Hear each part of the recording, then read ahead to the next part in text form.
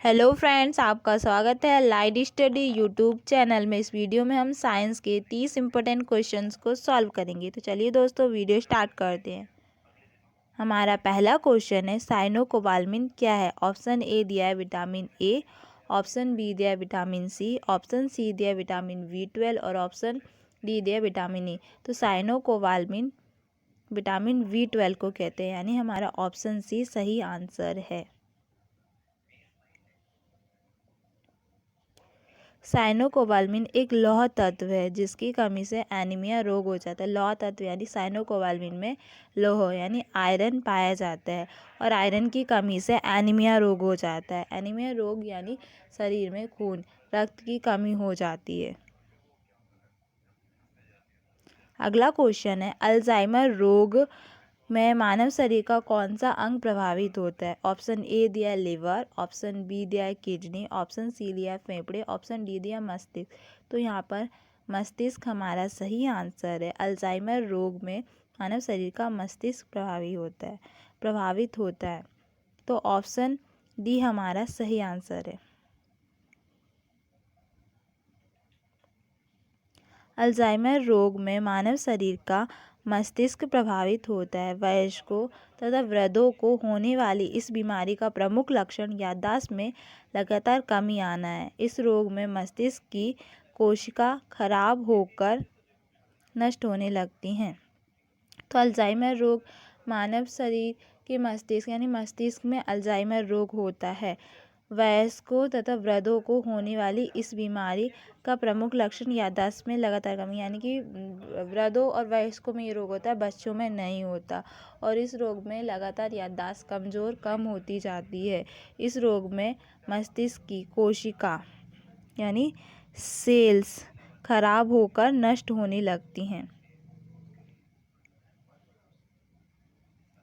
Question number तीसरा है, hysteria रोग सामान्यतः किस वर्ग में होता है। ऑप्शन ए दिया है बच्चों में, ऑप्शन बी दिया है बुजुर्गों में, ऑप्शन सी दिया है पुरुषों में, ऑप्शन डी दिया है युवा महिलाओं में। तो इसका आंसर है ऑप्शन डी, युवा महिलाओं में हिस्टीरिया रोग होता है।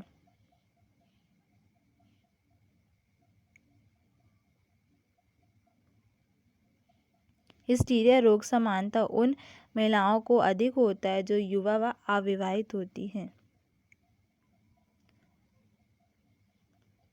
बहुत अधिक ऊंचाई पर मनुष्य की लाल रुधिर कणिकाओं की संख्या घटती है, बढ़ती है, समान रहती है, इनमें से कोई नहीं। तो बहुत अधिक ऊंचाई पर जाने पर लाल रुधिर कणिकाओं की संख्या बढ़ती है। तो ऑप्शन बी हमारा सही आंसर है। बहुत अधिक ऊंचाई पर जाने पर मनुष्य की लाल रुधिर कणिकाओं की संख्या बढ़ जाती है, क्योंकि ऊंचाई पर ऑक्सीजन की कमी हो जाती है, अतः शरीर में लाल रुधिर कणिकाओं की संख्या बढ़ जाती है ताकि उपयुक्त मात्रा में ऑक्सीजन को ग्रहण कर सके। तो बहुत अधिक ऊंचाई पर जब मनुष्य जाता है तो वहाँ पर ऑक्सीजन की कमी होती है, तो इससे हमारे शरीर को ऑक्सीजन कम मिलने लगती है। तो जितनी मात्रा में हमें ऑक्सीजन चाहिए होती है उतनी ही मिले, इसलिए हमारे शरीर में जो लाल रुधिर कणिका होती है उनकी संख्या बढ़ने लगती है, जिससे कि हमें बराबर ऑक्सीजन मिले जितनी चाहिए। तो आरबीसी की संख्या जब सामान्य से अधिक हो जाती है तो इसे पैलीसाइथेमिया कहते हैं। क्या कहते हैं? पैलीसाइथेमिया।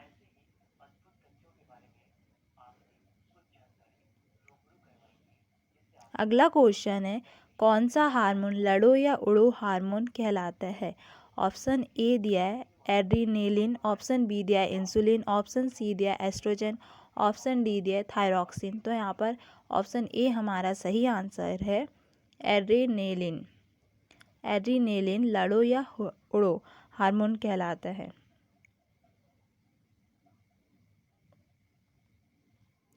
एड्रीनेलिन हार्मोन मेडुला से निकलता है। हार्मोन संकटकाल एवं विशिष्ट परिस्थितियों में उचित निर्णय लेने में सहयोग प्रदान करता है। तो ये हार्मोन जो होता है संकटकाल या विशेष परिस्थितियों में हमें निर्णय लेने में सहयोग प्रदान करता है। ये हार्मोन क्रोध, भय, तनाव आदि स्थितियों में अत्यधिक, यानी जब हम गुस्सा होते हैं, जब हमें डर लगता है या हम तनाव टेंशन करते हैं, तो ऐसी स्थितियों में ये बहुत ज़्यादा निकलते हैं, जिस कारण इसे लड़ो या उड़ो हार्मोन कहते हैं। अगला क्वेश्चन है, किस में प्रोटीन का सबसे अधिक स्रोत पाया जाता है, यानी प्रोटीन किस में सबसे ज़्यादा पाया जाता है। ऑप्शन ए दिया है सोयाबीन, ऑप्शन बी दिया है अंडा, ऑप्शन सी दिया है हरी सब्जियां, ऑप्शन डी दिया है दूध। तो इसका आंसर है ऑप्शन ए, प्रोटीन सबसे ज़्यादा सोयाबीन में पाया जाता है। अंडा प्रोटीन का एक अच्छा स्रोत है और आसानी से मिल भी जाता है, लेकिन सबसे ज़्यादा सोयाबीन में प्रोटीन पाया जाता है। अगला क्वेश्चन है, क्लोरोफिल में कौन सा धातु आयन पाया जाता है। ऑप्शन ए दिया है मैग्नीशियम, ऑप्शन बी दिया है मैग्नीज, ऑप्शन सी दिया है सोडियम, ऑप्शन डी दिया है आयरन। तो इसका आंसर है ए, क्लोरोफिल में मैग्नीशियम धातु आयन पाया जाता है। इसका फॉर्मूला Mg है, मैग्नीशियम। अगला क्वेश्चन है, कॉर्क किस पेड़ से प्राप्त होता है। जो केमिस्ट्री में जो केमिकल्स होते हैं, उन बोतल के जो ढक्कन होते हैं ज़्यादातर कॉर्क के बने होते हैं। कॉर्क जो होता है हमें पेड़ से प्राप्त होता है, तो वही यहाँ पर पूछा गया है, कॉर्क किस पेड़ से प्राप्त होता है। ऑप्शन दिया है, ऑप्शन ए दिया है बबूल, ऑप्शन बी दिया है आम, ऑप्शन सी दिया है क्वेकस, ऑप्शन डी दिया है सागौन। तो यहाँ पर हमारा सही आंसर है सी, क्वेकस से हमें कॉर्क प्राप्त होता है। कॉर्क क्वेकस नाम के वृक्ष से प्राप्त किया जाता है और क्वेकस का वैज्ञानिक नाम क्वेकस सुवर है। अगला क्वेश्चन है, तेजाबी मिट्टी एल्कलिक एसिडिक सॉइल, तेजाबी मिट्टी यानी एसिडिक सॉइल को कृषि योग्य बनाने हेतु किसका उपयोग किया जाता है। ऑप्शन ए दिया है NaCl, ऑप्शन बी दिया है कैल्शियम कार्बोनेट, ऑप्शन सी दिया है DDT, ऑप्शन डी दिया है कैल्शियम सुपर फास्फेट। तो यहाँ पर हमारा सही आंसर डी है, तेजाबी मिट्टी को कृषि योग्य बनाने के लिए कैल्शियम सुपर फास्फेट का उपयोग किया जाता है। तो इस तेजाबी मिट्टी को कृषि योग्य बनाने में कैल्शियम सुपर फास्फेट का उपयोग किया जाता है। अगला क्वेश्चन है, मानव शरीर का कौन सा अंग शरीर ताप को नियंत्रित रखता है। ऑप्शन ए दिया है फेफड़ा, ऑप्शन बी दिया लीवर, ऑप्शन सी दिया हृदय, ऑप्शन डी दिया किडनी। तो इसका आंसर है फेफड़ा। फेफड़े जो होते हैं मानव शरीर के ताप को नियंत्रित रखते हैं।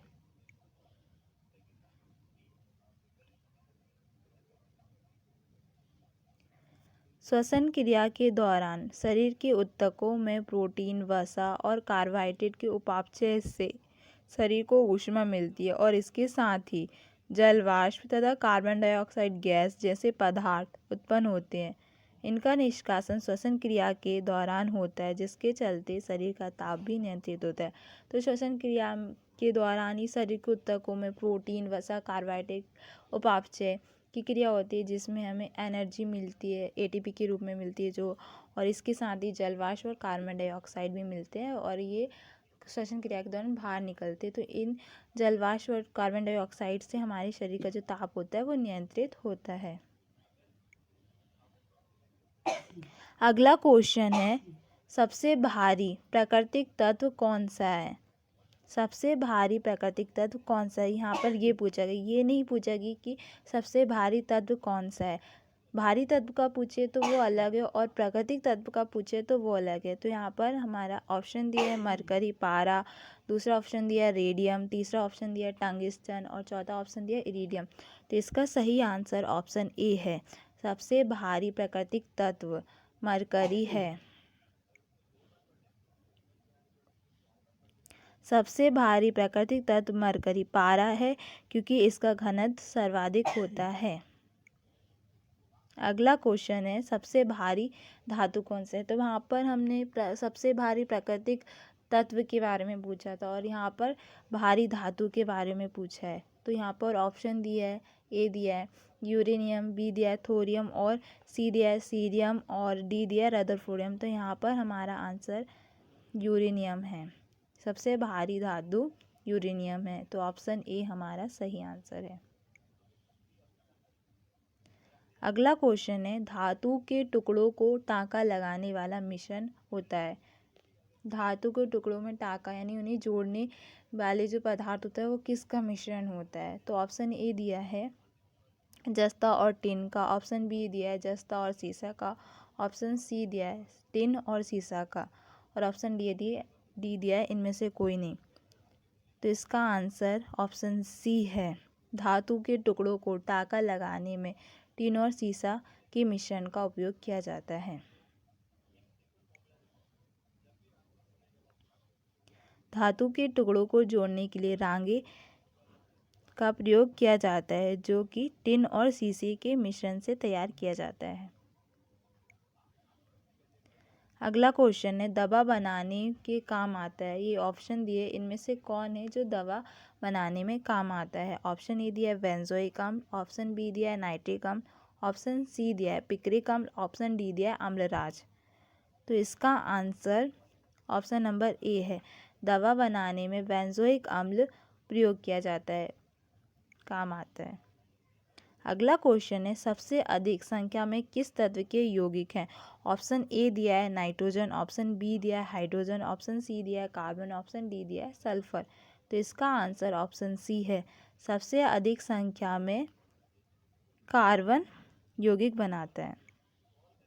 अगला क्वेश्चन है, आरडीएक्स का पूर्ण रूप क्या है? ऑप्शन ए दिया recently developed explosive, option B दिया rectifier development explosive, option C दिया रिसर्च डेवलप्ड एक्सप्लोसिव, और ऑप्शन डी दिया कोई नहीं। तो इसमें से हमारा ऑप्शन सी सही आंसर है। आरडीएक्स का full form research developed explosive है। अगला क्वेश्चन है, कौन सी बीमारी प्रदूषण के कारण होती है? ऑप्शन ए दिया है स्कर्वी, ऑप्शन बी दिया है हीमोफीलिया, ऑप्शन सी दिया है ब्रोंकाइटिस, और ऑप्शन डी दिया है रिकेट्स। तो इसका आंसर सी है। प्रदूषण के कारण होने वाली बीमारी को ब्रोंकाइटिस कहते हैं। फेफड़ों तक सांस ले जाने वाली नलियों की अंदरूनी परत में सूजन आ जाती तो उसे ब्रोंकाइटिस कहते हैं। ये सूजन किस कारण? प्रदूषित जल के कारण, मतलब प्रदूषण के कारण फेफड़ों तक सांस ले जाने वाली नलियों की अंदरूनी परत में सूजन आ जाती है। अगला क्वेश्चन है, शुगर बेबी किसकी प्रजाति है? ऑप्शन ए दिया है गाजर की, ऑप्शन बी दिया है तरबूज की, ऑप्शन सी दिया है चुकंदर की, ऑप्शन डी दिया है खरबूज की। तो शुगर बेबी तरबूज की एक प्रजाति है। अगला क्वेश्चन है, ईईजी का आविष्कार किसने किया था? ऑप्शन ए दिया है हॉसबर्गर ने, ऑप्शन बी दिया है मुरे ने, ऑप्शन डी दिया है कॉफ ने, ऑप्शन डी दिया है लिलीहल ने। तो यहाँ पर हमारा ऑप्शन ए सही है। ईईजी का आविष्कार हॉसबर्गर ने किया था।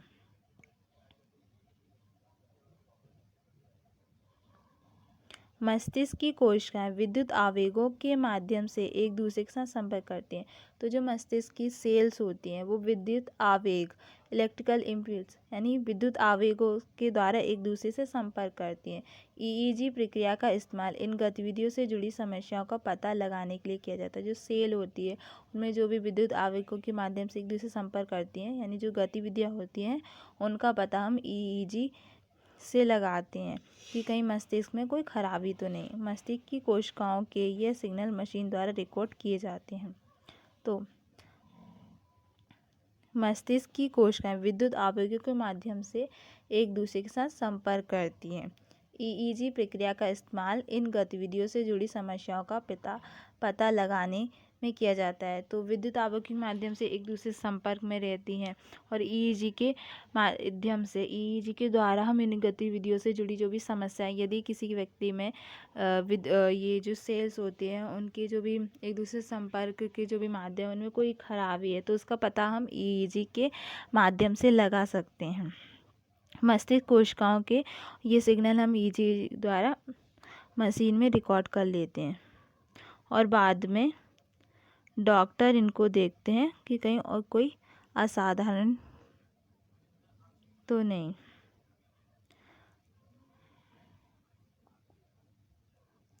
क्वेश्चन नंबर 20 है, लेज़र की खोज किसने की थी? ऑप्शन ए दिया है बर्गर ने, ऑप्शन बी दिया है कॉफ ने, ऑप्शन सी दिया है मेमे, ऑप्शन डी दिया है मुरे।